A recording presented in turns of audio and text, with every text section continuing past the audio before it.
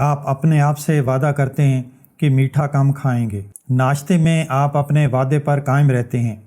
Lunch بھی صحیح گزر جاتا ہے، لیکن آفٹر نون میں چائے کے ساتھ بسکٹ یا چاکلیٹ کھانے کا بہت من کرتا ہے۔ اسی طرح رات کے کھانے کے بعد ڈیزرٹ کی طرف ذہن بار بار جاتا ہے۔ اپنے آپ کو روکنے کی آپ پوری کوشش کرتے ہیں۔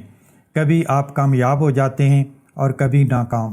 اکثر لوگ اس کے لیے اپنے آپ کو بلیم کرتے ہیں اور سمجھتے ہیں کہ یہ ارادے کی کمزوری کی وجہ سے ہے، لیکن اکثر میٹھا کھانے کی خواہش ڈسپلن کا مسئلہ نہیں ہوتی۔ یہ دراصل آپ کے خراب میٹابولزم کی علامت ہو سکتی ہے۔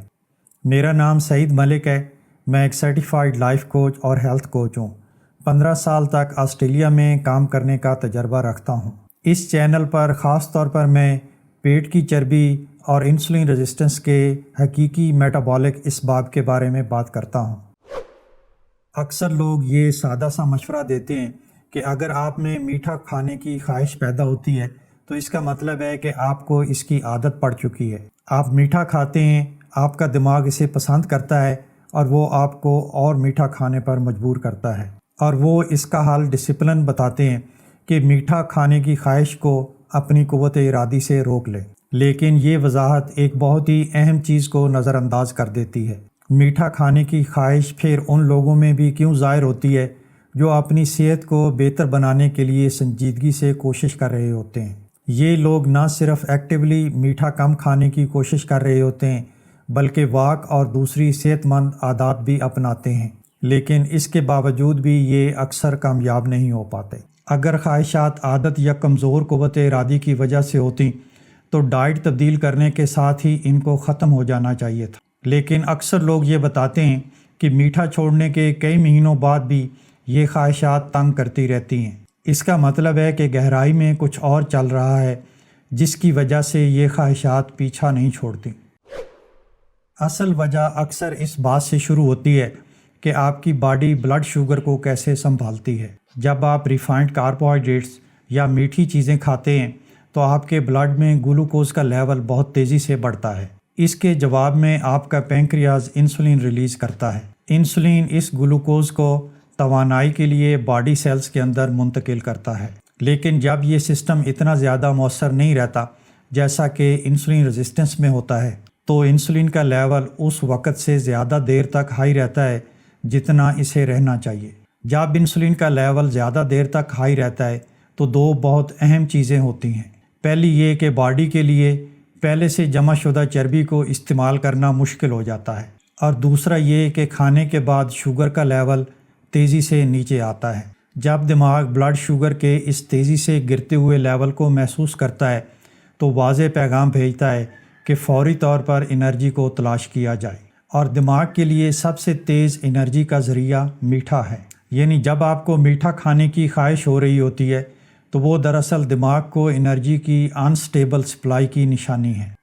کیا صرف یہی ایک وجہ ہے کہ ہمیں میٹھا کھانے کی خواہش ہوتی ہے؟ ہمارا ماڈرن لائف سٹائل ان اشاروں کو اور بھی زیادہ مضبوط بنا دیتا ہے۔ دن بھر مسلسل کھاتے رہنا، پروسیسڈ فوڈ اور ریفائنڈ کاربوہائیڈریٹس کا کھانا، ناکافی نیند اور مسلسل ذہنی دباؤ، یہ سب انرجی سپلائی کو انسٹیبل کر دیتے ہیں۔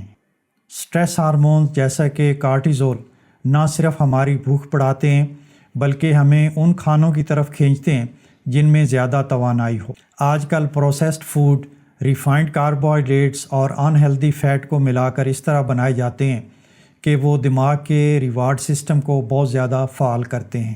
اس کے نتیجے میں دماغ ڈوپامین ریلیز کرتا ہے اور پروسیسڈ فوڈ کھانے کی عادت اور بھی زیادہ گہری ہو جاتی ہے۔ وقت کے ساتھ ساتھ آپ کی باڈی میٹابولک فلیکسیبلٹی کی صلاحیت کو کھو دیتی ہے اور یہ توانائی کے لیے زیادہ تر خوراک پر ہی انحصار کرتی ہے۔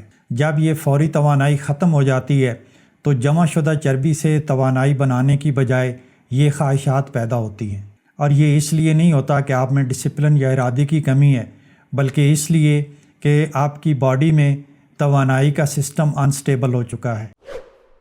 اگر میٹھا کھانے کی خواہش میٹابولک مسئلہ ہے تو صرف ڈسپلن کے ذریعے طویل عرصہ تک اس سے لڑنا ممکن نہیں ہے۔ آپ کو ان سگنلز پر توجہ دینا ہوگی جو اس کریونگ کو پیدا کرتے ہیں۔ یہ عام طور پر انسولین سینسٹیوٹی کو بہتر بنانے سے شروع ہوتا ہے تاکہ شوگر سپائکس کو کم کیا جا سکے۔ ہول فوڈز، فائبر اور بیلنس نیوٹریشن پر مبنی کھانے دن بھر توانائی کو مستحکم رکھتے ہیں۔ اسی طرح کھانوں کے درمیان سنیکنگ سے بچنا بھی بہت اہم ہے تاکہ انسولین کو کم ہونے کا موقع مل سکے۔ نیند بھی اس میں بہت اہم کردار ادا کرتی ہے۔ نیند کی کمی کی وجہ سے بھوک کے سگنل بہت بڑھ جاتے ہیں۔ اسی طرح سٹریس کو پراپر طریقے سے مینیج کرنا بھی بہت ضروری ہے۔ کرونک کارٹیزول باڈی کی توانائی کو ریگولیٹ کرنے کی صلاحیت کو متاثر کرتا ہے۔ جب یہ سگنل بہتر ہو جاتے ہیں تو خواہشات واضح طور پر کمزور ہو جاتی ہیں۔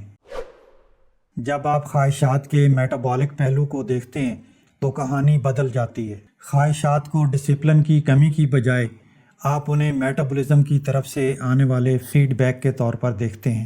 یعنی آپ سمجھ لیتے ہیں کہ میٹھا کھانے کی خواہش انسٹیبل انرجی کی وجہ سے ہے، اور جب آپ ان اشاروں کے پیچھے میٹابولک وجوہات کو حل کرنا شروع کر دیتے ہیں تو آپ کے لیے ان خواہشات پر قابو پانا بہت آسان ہو جاتا ہے۔